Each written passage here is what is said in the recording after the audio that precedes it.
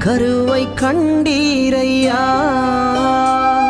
என் பெயர் உருவாகும் முன்னே பெயர் சொல்லி அழைத்தீரையா